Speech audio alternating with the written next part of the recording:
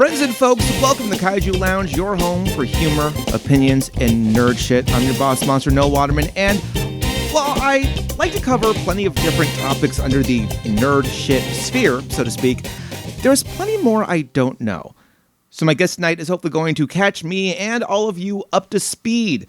She is a VTuber and ghostwriter from Gen 3's V4Mirai's Lunalia.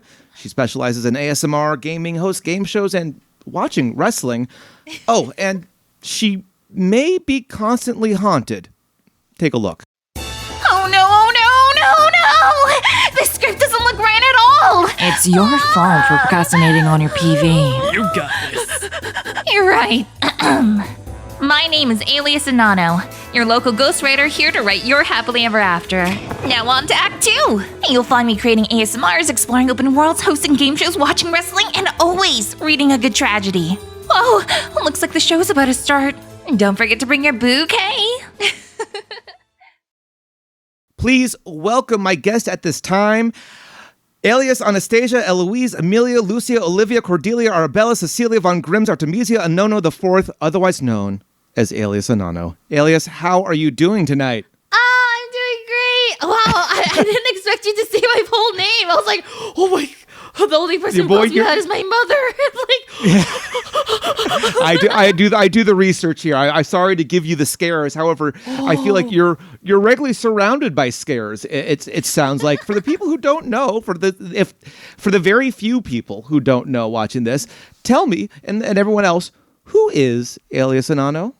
I'm like so nervous. My face is like turning so red right now. Oh no! But yes, I don't bite. I promise.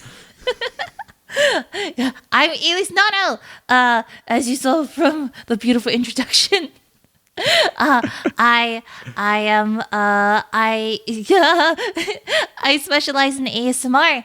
I like to write and sound design. I really love writing stories, which really got me into wrestling. First of all, I love wrestling. Recently, I happened to win a wrestling tournament hosted by a few amazing VTubers. I was number one. Wow. I have a champion belt and everything. There you go. Already climbing the top of the ladder at the main event ticket. Good for you. Thank you. I'm also an idol here at V4Mirai. And we do concerts and a lot of events. And I'm really, really excited to be here. Well, Alias, I really appreciate it. This is going to be fun. This is very, like I said, very different. The VTuber space in general, not something I'm super familiar with. I hope to learn a lot here. I want to start because I threw out some things at the top there that, to the uninformed, myself included, may have made me sound like I was having a stroke. When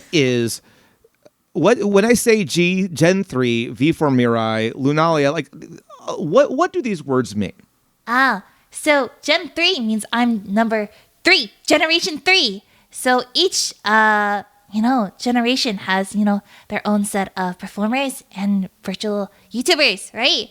So we have Gen 1, which is Chrysalis, which has Serena Maiko, our Dai Senpai, our number 1 senpai. That's what it means.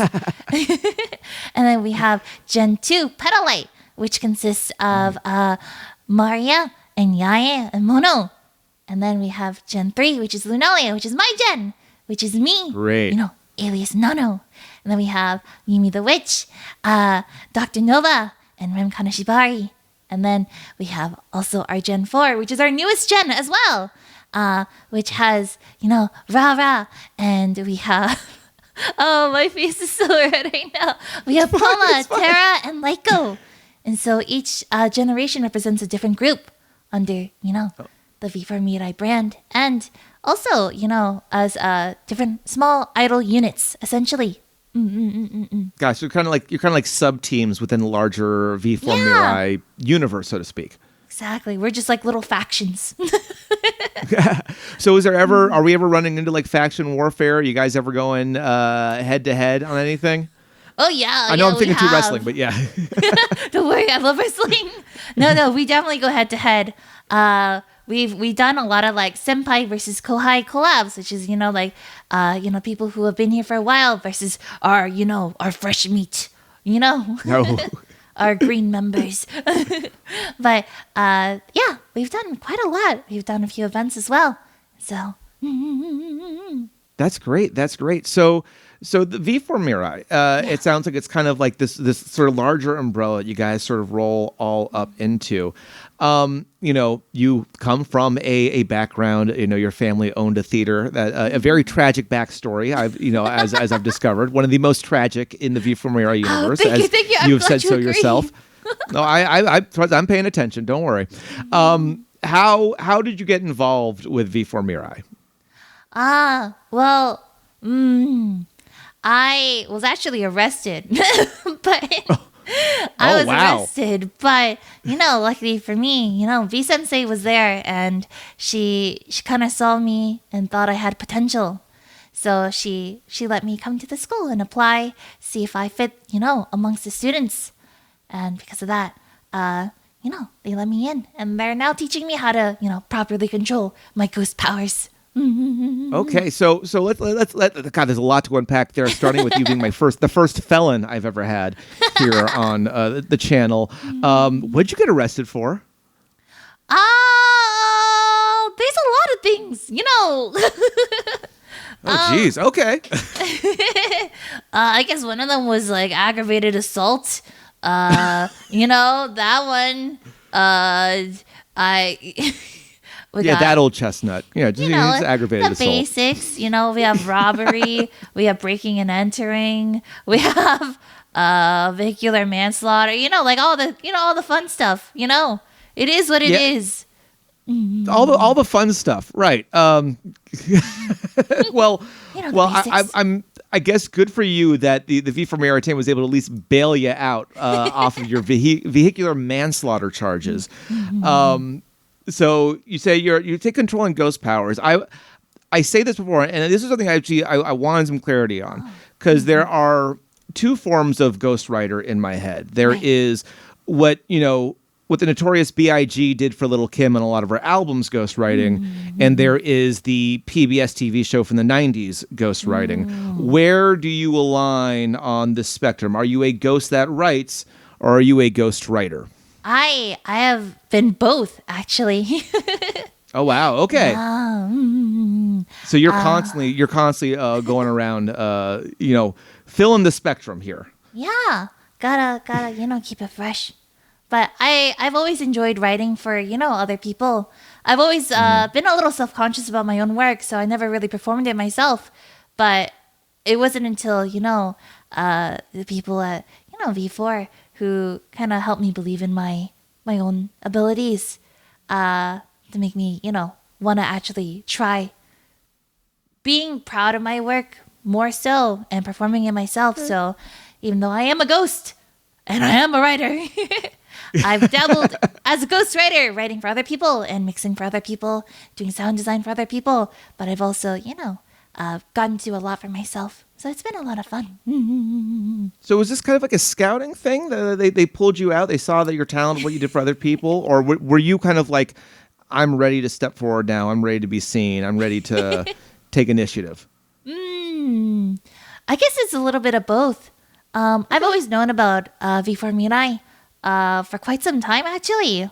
And I had originally sent in an application, and that's when V Sensei kind of found me. And that's when she was just like, I got to check this girl out. And she came to, my little hometown of Anderson, and then, saw me get arrested. And she was like, yep, that's the one. That's the one. I want her. Look, honestly, normally that kind of stuff hurts people when getting work. Luckily, it got you a job. It seems like if only the rest of the prison system worked like that, we might be in a better state. So how long, if you know, maybe you don't, how long has V4 Mirai been around? We actually just celebrated our 1 year not too long ago. So now it's around a year and almost a year and a half now. Oh wow! So it's been relatively new. And so how long? You said you've been doing the ghostwriting thing. How long have you been in this particular entertainment space? I've been here for 8 months. Wow. Yeah. How's that been? Oh, it's been a lot of fun. Honestly, I feel like having Mirai Academy, and V4 Mirai, Back Me Up feels completely different from when I was like an indie writer, Right. Compared to back then, I had to do everything by myself. So it was very stressful, very, very hard. I was an indie writer for maybe around 3 years or so. Okay. And it came with ups and downs. But luckily, it's like night and day compared to, before versus now. And I owe it all to our beautiful management. Yeah, I mean, look. Luckily, I know one of the people you work with back there is what kind of got us together to start talking. An amazing guy. You've got a great team out there. Let's talk about your writing a little bit. There's always inspiration in art. Has within your writing, and you said you've ghostwritten for other people, and in this kind of sphere. Was this always kind of like the direction you wanted to go, or like what were your inspirations as a writer? What was kind of like what drove you? I think I've always really liked movies, and so I've also really liked ASMR.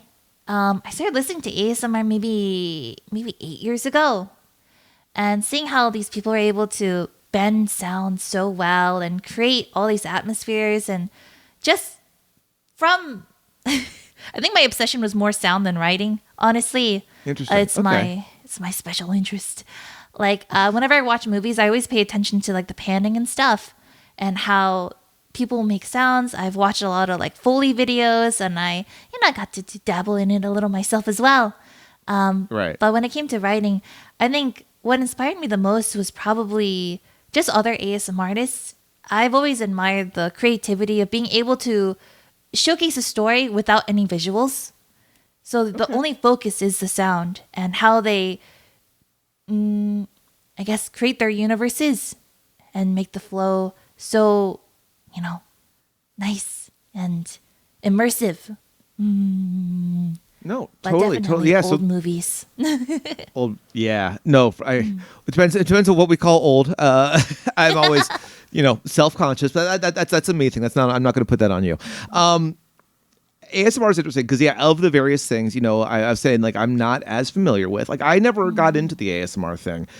You say there's a lot of bit about, bending the sound and adjusting it. I think, and correct me if I'm wrong, but I feel like as an outsider, there is often a bit of a stigma with ASMR, right? Oh, I yeah, think there for is sure. sometimes a bit of a look that it is just a, and again, I'm generalizing here, but I kind of want to get your take as someone in the space or someone who was attracted to the space, that there was always a bit of an over-sexualization within the ASMR space. Is that from your perspective, is that still a fair assumption? I mean, I'm assuming that stuff is out there as a reason why there's that stigma, or do you think it's a very narrow point of view?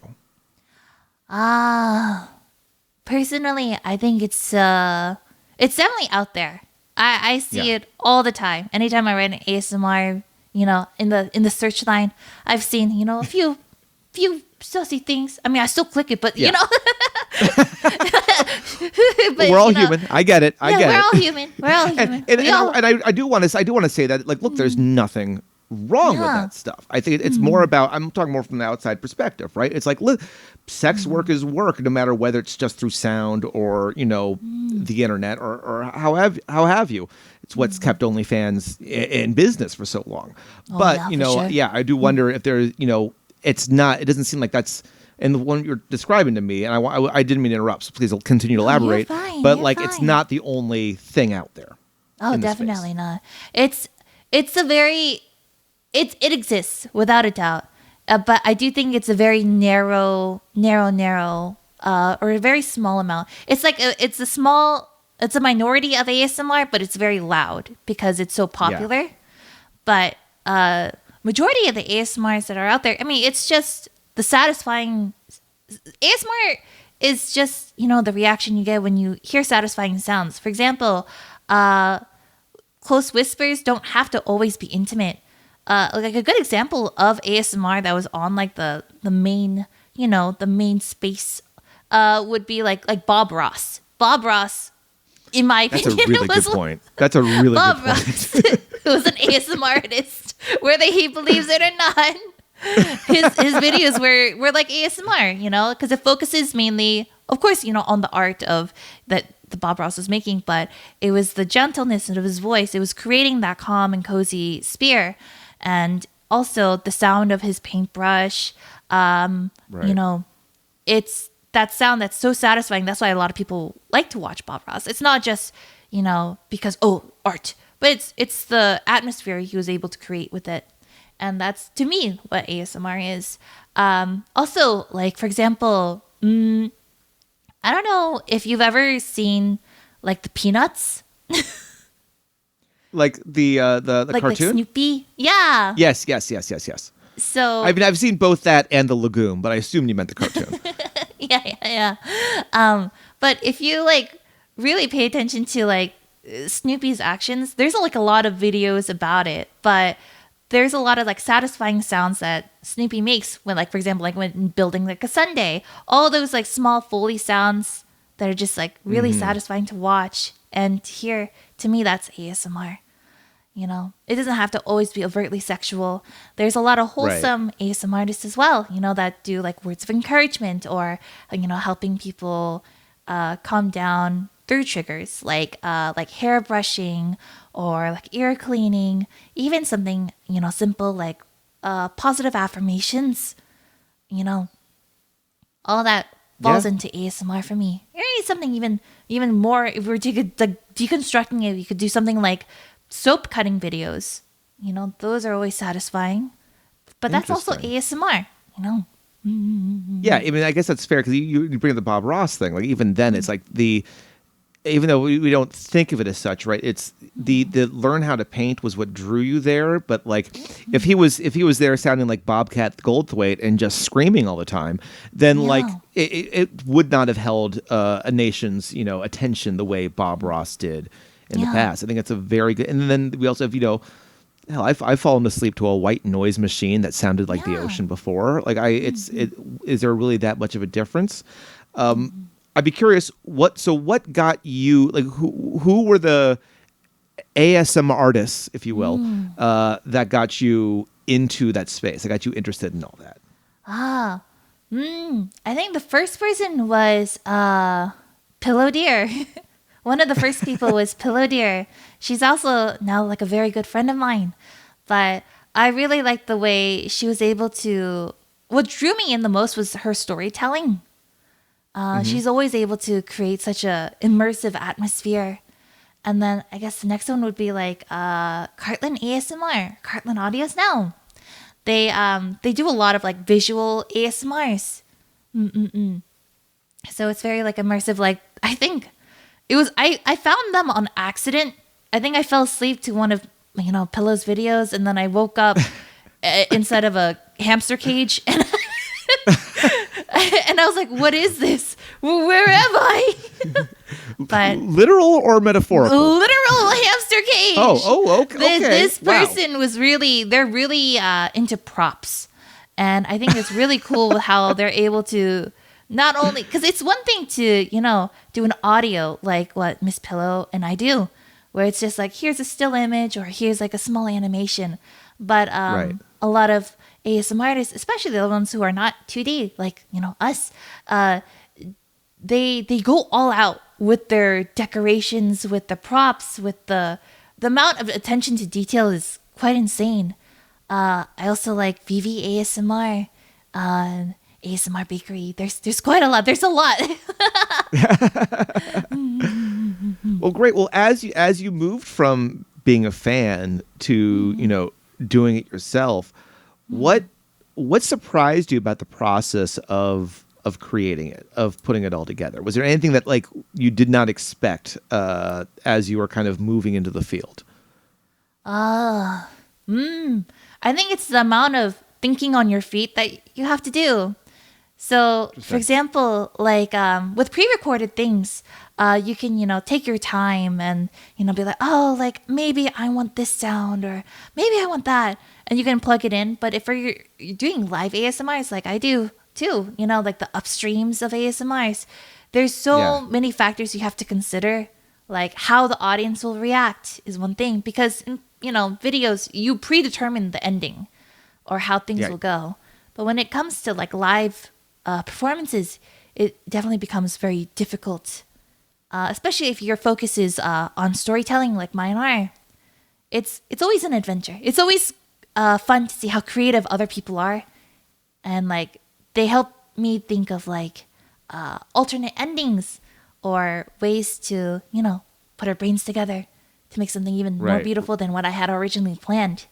So I think that's always really cool. But also the amount of what surprised me was the amount of detail that goes into ASMR and what is considered ASMR. For example, like the sounds of somebody like walking around the room and like panning it back and forth, that could be considered ASMR. As long as it's a satisfying sound, it can count as a trigger for ASMR. Or I guess also like the small details in each trigger. For example, like hair brushing. You have to consider the sound of the hair being brushed, but also like the bristles touching the scalp. You have to consider the sound of like the length of the hair. You have to consider so many small details. But I love it. I obsess over it. I love sound so much. I love ASMR. No, it's great. It's great. I mean, you've got a passion for it. You got a respect for it, which I think is important. And it's earned you at this point. You do a lot of different things, but obviously, that's a big part of your channel. It's earned you 80,000+ subscribers, which is no easy feat. So congratulations on you there. Thank you. Let's go from I don't want to dwell. We talked with you and management. We were saving a lot of the wrestling talk for later, but I just want to dip my toe in, so to speak, because on one end you've got the quiet, very calming allure of ASMR, which doesn't quite always mix with the quiet, alluring charm of professional wrestling. Is this a new love for you, or is this something that's been with you for quite a bit? So I actually started getting into wrestling right when the Bloodline arc was happening. It's been about 4 years. What a great introduction there. So you're also talking about pandemic era. I got into it during the pandemic era. And so originally, like, I had no interest in wrestling at all because, like, I don't like seeing violence. I'm a very demure, very demure. No, I'm kidding. Very peaceful, very demure. Yeah, outside mindful. of vehicular manslaughter and aggravated assault, you really don't like violence. Otherwise, I totally understand. Yeah. But I don't like gore. So whenever I saw things like like UFC or like like wrestling, I've always kind of like avoided it. But then I never realized how much wrestling has been in my life without me realizing it too. Like whether it's like going to the toy store and like seeing, like WWE figures in the corner and being like, that's weird. Or like seeing Macho Man, like, as a Slim Jim guy, like I never realized. I feel like it's been in the zeitgeist. It's been around us all this time, and the world wrestling is that for a reason. It's reached everywhere. I think a lot of people are always kind of, I don't know. I've always said that everyone could be a wrestling fan if they just gave it a shot. There's something out there for everybody, and sounds like there's definitely something, especially recently. And you describe yourself. You say you're as a writer, as a performer. Like when you move away, there is the violent, there is the fighting aspect of it, and there's the athletic aspect of it, but there's also the storyline aspect of it. And it sounds like that, especially when you came in the Bloodline. That's like, is that what has captured your imagination? Definitely. I remember, was it one of the first matches I saw like Roman Reigns. I'm like, who is that dude? He looks like Aquaman. And then, one of my roommates, she was just like, oh, that's The Rock's cousin. I'm like, The Rock? Dwayne The Rock Johnson, the actor? And she's like, oh yeah, he used to be a wrestler. Well, he is still a wrestler. I'm like, he's a wrestler? You know, and Oh, I you grew up didn't watching. know. I didn't know. I just grew up, being like, oh, that's the guy who plays as Maui from Moana. That's like, no, he's the guy. I grew up looking at him and being like, oh, like that's the actor, Dwayne the Rock Johnson. In every action movie, right. that's him. And so I was like, so that's his cousin? That's wild. Like, why are they fighting? And for me, like, I love dramas. I love watching, like, a lot of, like, Korean dramas. I like watching animes that are slice of life. And then, so coming into wrestling, I did not expect so much storyline to be, like, a main thing. My assumption was always, like, oh, it's just meaningless fighting. And then she was explaining the entire storyline. This is Roman Reigns.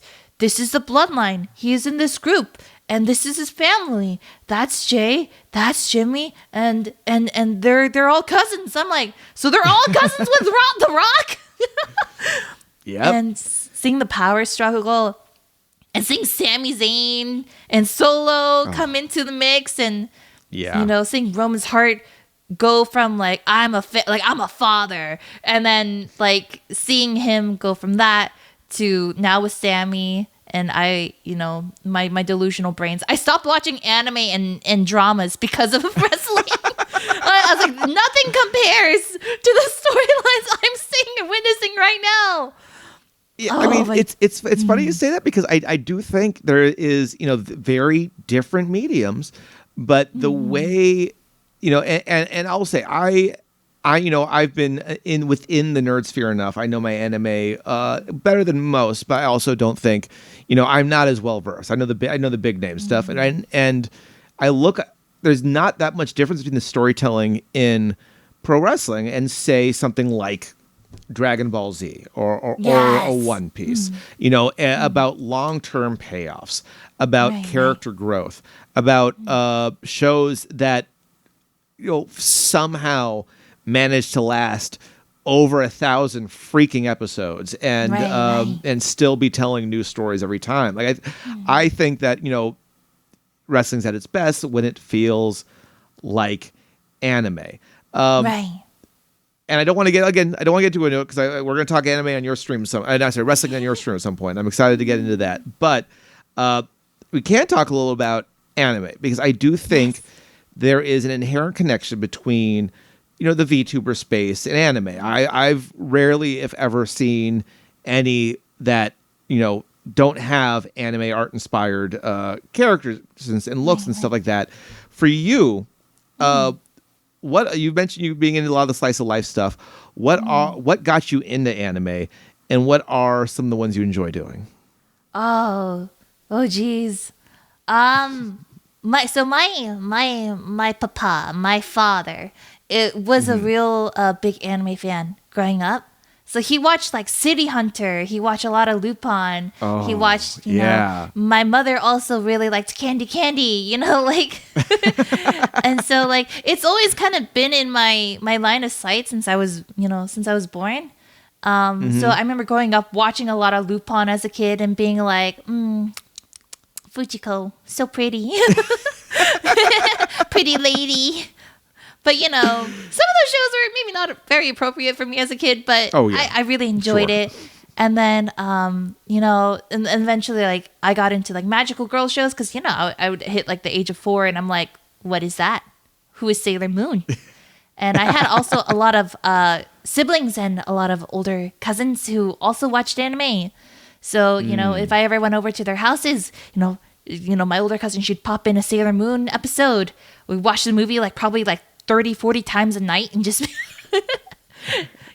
having fun, dressing up. But nowadays, oh gosh, I haven't watched. Again, I started watching wrestling during pandemic time. That was the last time I watched anime. So when people were what recent animes have you watched? I'm like, nothing. But did you hear about did you hear the fact that Jimmy Uso's back from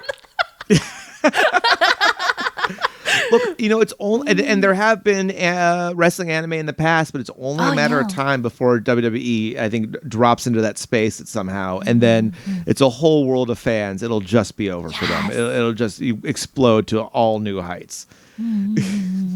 No, I completely agree. So I want to get back to some of the other business stuff you've been doing. And one of the things you talked about is you guys do idol concerts, right? As part of the V4 Mirai team and stuff like that. So how is that all?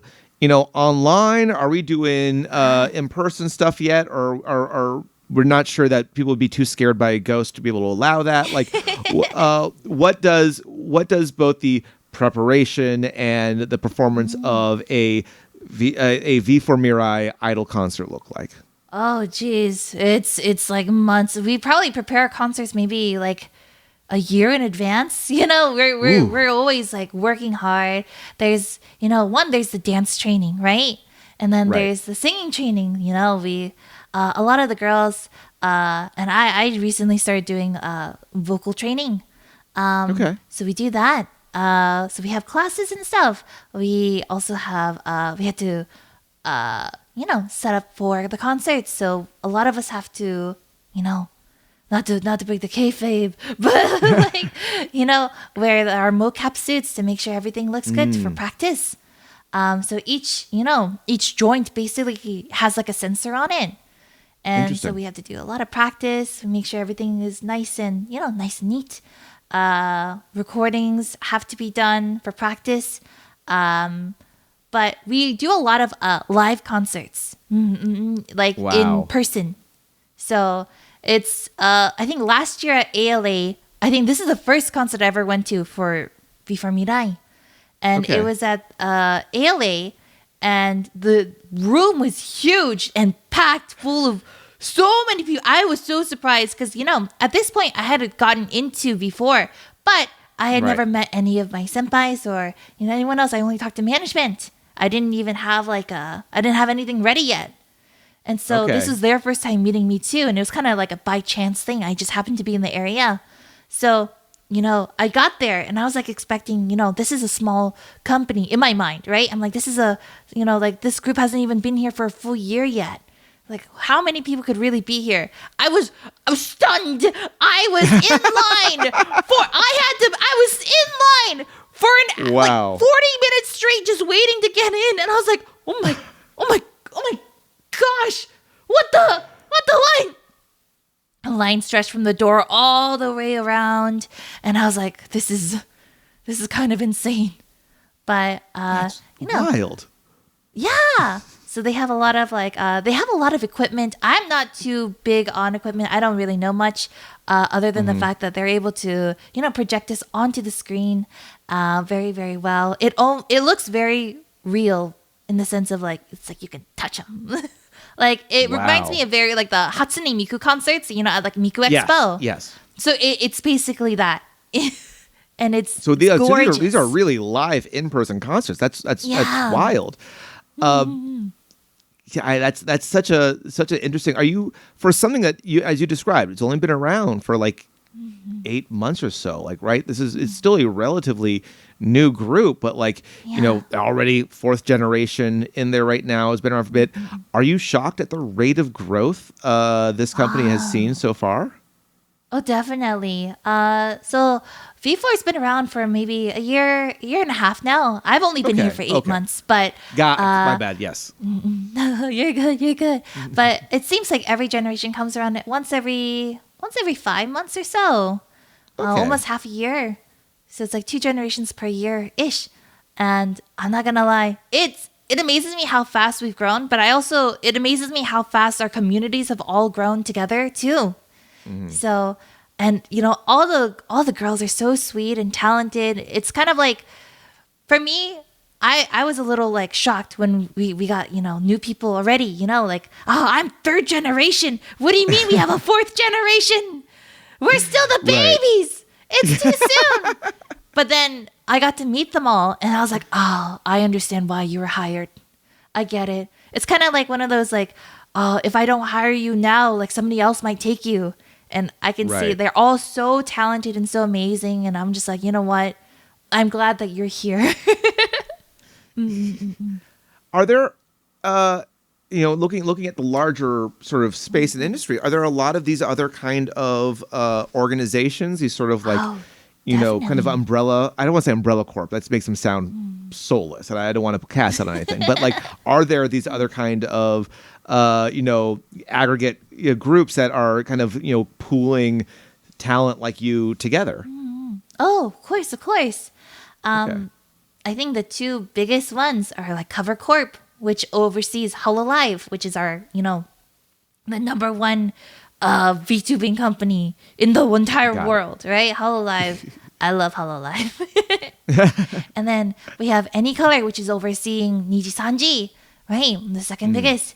And then there's us, Brave Group, who oversees this VTuber Mirai, but also Vispo, which is the third largest group in the entire world. Oh, wow. So to me, it's like kind of insane. There's a lot, but then there's also like, like other groups like Production Kawaii or, First Stage Productions. There's also Pixel Link. There's just so many. There's many. Now there's like Variance Project, and it's just a lot of companies. I think a lot of them started to come out during the COVID boom, everyone was kind of indoors. And I think that's when a lot of people tried to capitalize on VTubing. Makes sense. But, a lot of companies have also gone, kind of like, I don't know if we can really maintain this. But I think everyone, it's like a gold rush. Everyone shows up and thinking they can do something, and then the quality rises to the top. And if you can't maintain, if there's too many out there, you weed out the bottom, so to speak. But it sounds like VTuber Mirai been around. You mentioned it's part of a large organization that also has a separate another, like the third largest there. To your knowledge, and maybe this is getting a little too inside baseball, so you let me know. But is there a reason why to keep those separate and not have that be just one organization? Or are they two different like niches? I think they're very different niches. For example, Vispo focuses on professional like FPS gaming.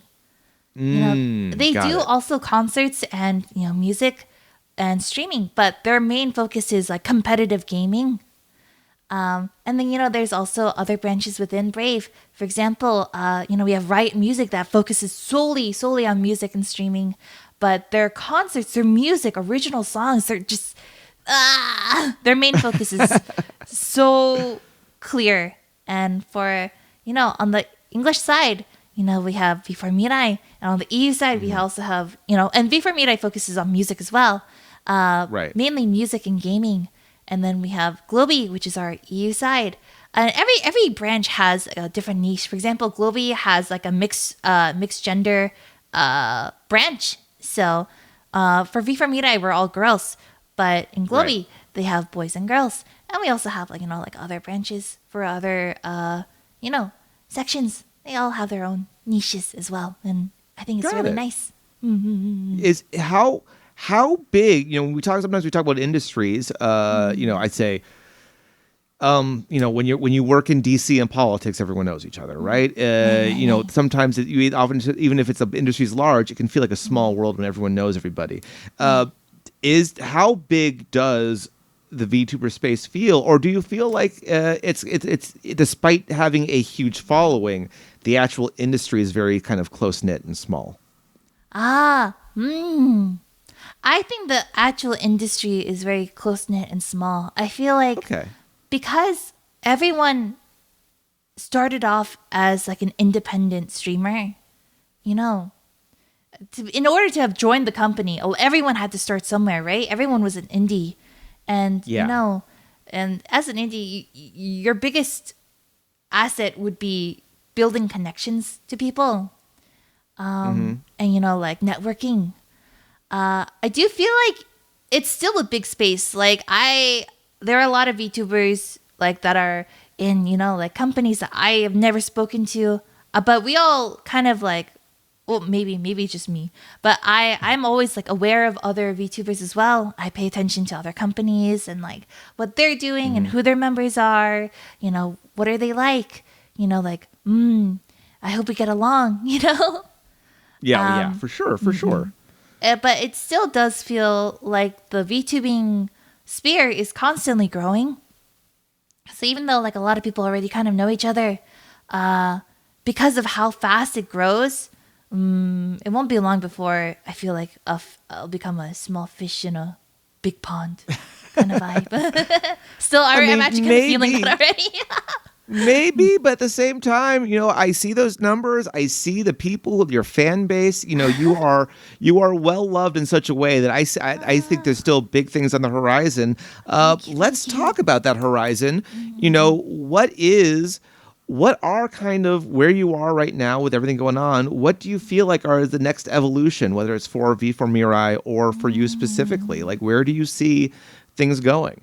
As technology evolves, as your writing gets better, as more ghosts inhabit your hallowed home, like, what do things look like for the future of Alias Anono?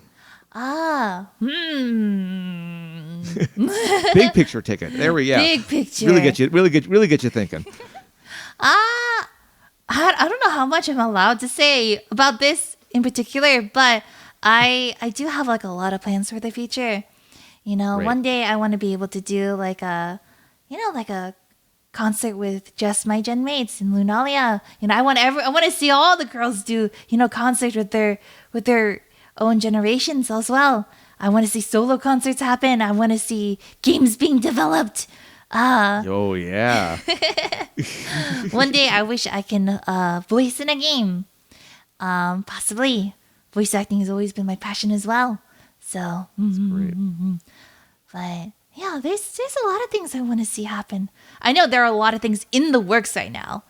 So it's kind of crazy though, because I always tell myself like, oh, when I first started, I was like, oh, my dream is to be on decorated on a car, and then less than 6 months later, boom, I'm on a car.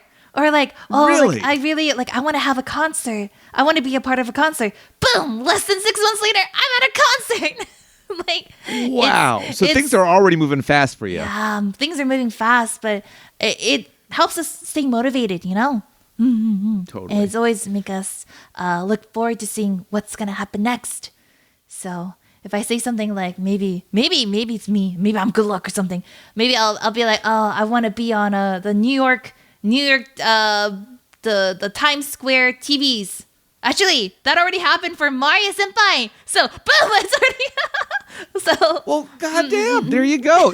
So you're just next in line to get that literal big screen adaptation. I hope. Well, let's. I want to, a couple little questions. First off, Epi and Taff. Tell me a little bit about these two creatures that I've seen hanging around your streams. Looks like giving you guff at times. Who are these two little spirits, and what are they doing to you? Well, you see, when I was still human, right? I made a deal with Epi and Taff because they always hang around. They're always causing trouble in Anderson. Mm-hmm. So I thought, if anyone's gonna help me get ahead. I may have cheated a little, but they kind of use my body as a vessel when they want to do some mischievous things, Wow. Is this part of what gets you arrested, or is this after getting arrested? A little bit of both. But they let me borrow their Mischievous voices spirits. too. Yeah. They let me borrow their voices to, have more fun when playing games. But they also like to appear every once in a while. Mm-hmm. Taff doesn't come in with his low voice and does ASMR.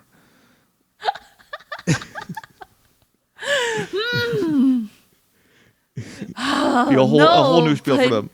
But I feel like my bouquets, my viewers would really, really like to see that one day. I'm sure you could do a full hour of just Taff's low gravelly ASMR voice. Yeah, just be like, really, there, it's okay. Yosh. You want your ears picked? Leave it to me. Fua. Talk about triggering. And then another thing that I've seen come, in some of your early stuff, this poor little creature, allegedly may have been mistreated, but Slimantha. We don't talk about Slimantha. She isn't. She is just as bad as me. Anyone who says that it was an abusive relationship is a liar. I don't know if you've ever seen my 3D debut, but she was in jail with me. So as you can tell, we are both. So she's playing innocent, but no, she's just as bad. Yeah, she's a two-faced wench. Don't Triggered. let that green cuteness fool you guys. Slimantha is the true evil behind it all. Yeah, she is the true evil. Look, her face may be adorable, but she's the hardest opponent I've ever had to fight in my entire life. My sworn enemy. I even had to have Kurt Angle cheer me on after getting beaten up by Slimantha. What? Yeah, my The 3D Kurt debut. Angle, the one and only. I now here's where we go. When do we see in a ring ladder match you versus Slimantha? Who's booking this? Where can we watch this pay-per-view? When can we make this happen? Oh geez. Whenever the management says yes, I have been asking, and they said that Slimantha's manager is very upset with me from last time beating her up. So we'll have to wait until we get the okay. Get on it. The people want to see it. This is what the people want. It's best for business. We only got a little bit of time left, but we still have some. So I'm not wrapping up just yet. We've touched on things like ASMR. We've touched on things like wrestling. Yeah. Gaming is also, I've seen, another big part of your streams. It's a big part of the streaming culture in general. I kind of ask these questions about these other subjects. Let's talk about this. What got you into gaming, and what kind of stuff either are you into or gets you interested? I guess it would be my older brother. Brolius. Because at the time I was the youngest sibling, and my mom kind of was just like, here, a playmate. There you go. Now leave me alone. Broly As a parent, really I understand. Right? It's kind of like you got here's a friend. Yeah, No, yes. let me be. Entertain each other. Exactly. But Broly's really got me into gaming. I used to play a lot of like MMORPGs. So like Maple Story. I played Gaia. I played, all the fun games. Oh yeah. But I also started to enjoy fighting games. So this is an old game. I don't know if you ever played Custom Robo. Oh my God. Did That you? is not. That is. Oh, I mean, as someone who primarily lives in the gaming sphere, I've got a deep knowledge of very obscure bullshit, and Custom Robo I would classify under very obscure bullshit. Yes! Very familiar with Custom Robo. Oh my gosh. I always was bad at it, but I will say it was always something I wanted to be good at, and never could be. I felt that on a molecular level. It's also like I didn't. That was not the answer I was expecting. Custom Robo. I love fighting games. I really enjoyed playing Tekken, when I was younger. I also started getting into anime around that time too. So like I played a lot of the Naruto games, and it's always been fun.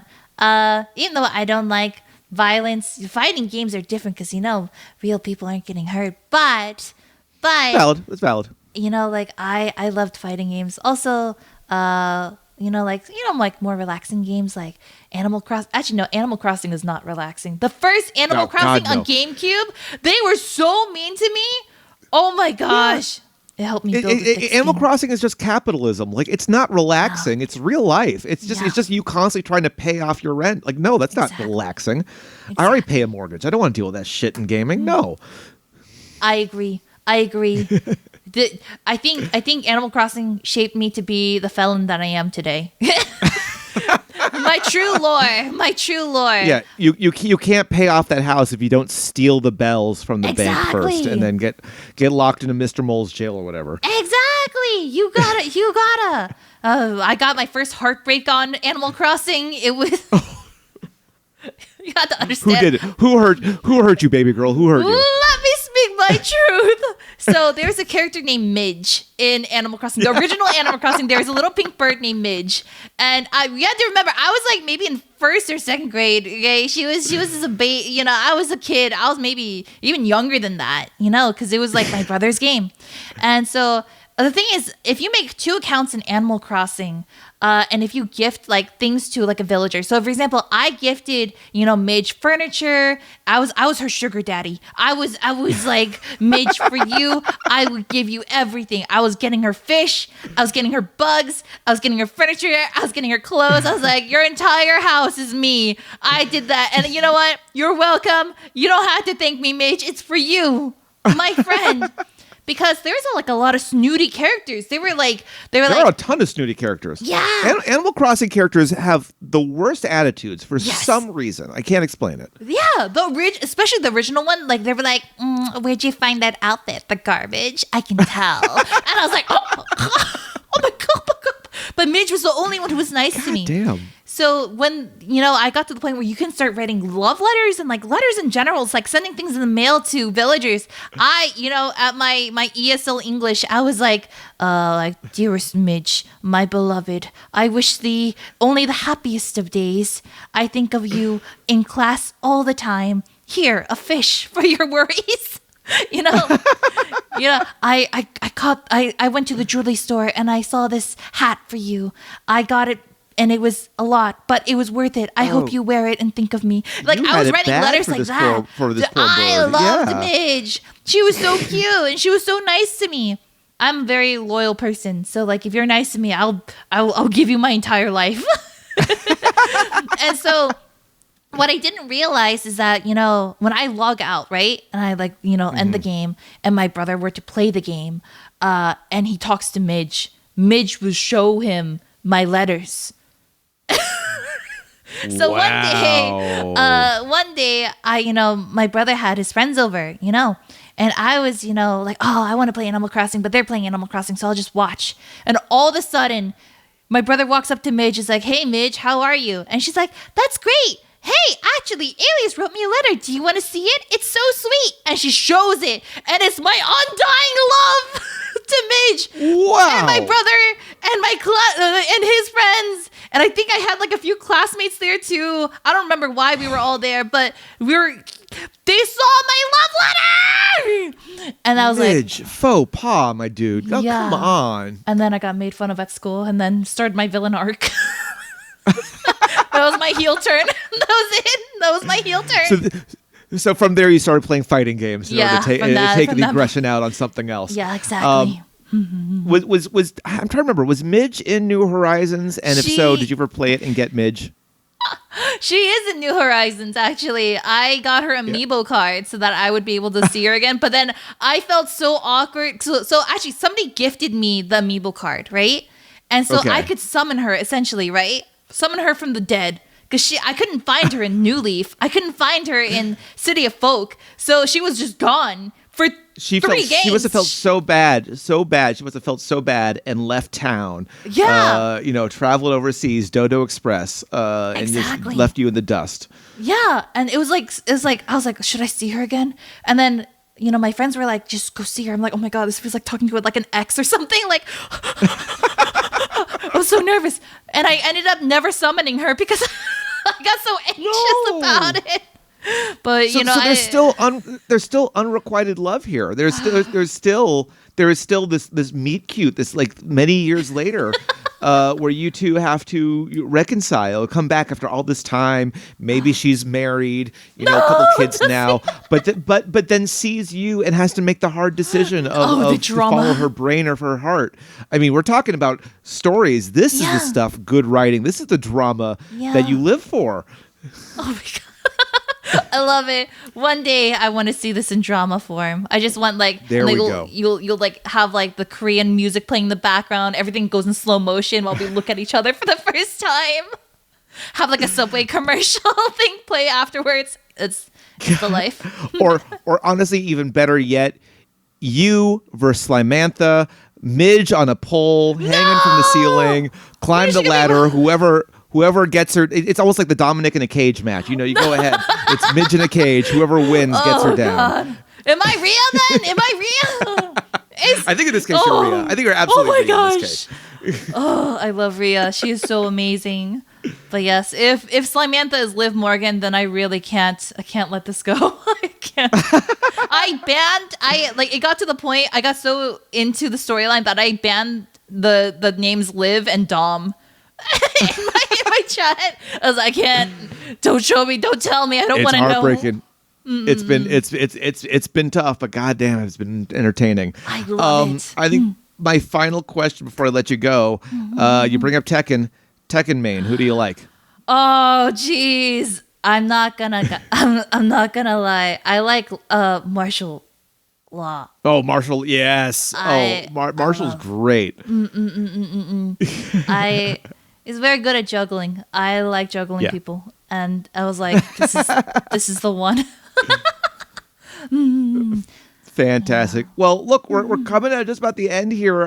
One more time, Alias, thank you so much for being on. I really appreciate it. Before I let you just plug all the socials and where can people find you, I know you've got a Patreon. I want to go into that first. What can people expect from your Patreon that's different than what you offer on your channel? Oh, well, on my Patreon, I have like exclusive ASMR content. So, for example, my main thing for a lot of my ASMRs is a storyline. So it may not be as trigger heavy, but if you enjoy the plot of the story, then there's always like a part 2 or alternate ending on it. I also do like diaries and stuff. So if you want to know like what's happening in my life, you have voice diaries that are available as well. There's also exclusive art. Sometimes in the near future, some cute animations that are in the works. Oh, Fantastic. Good things. So plenty more, a deep dive into the background. If you're already a fan of Alias Anono, then it's the best way to get even more of her and everything she has to offer. Alias, where can the people find you online? You can find me on Twitter at Alias Anono, or you can also find me on YouTube as well at Alias Anono.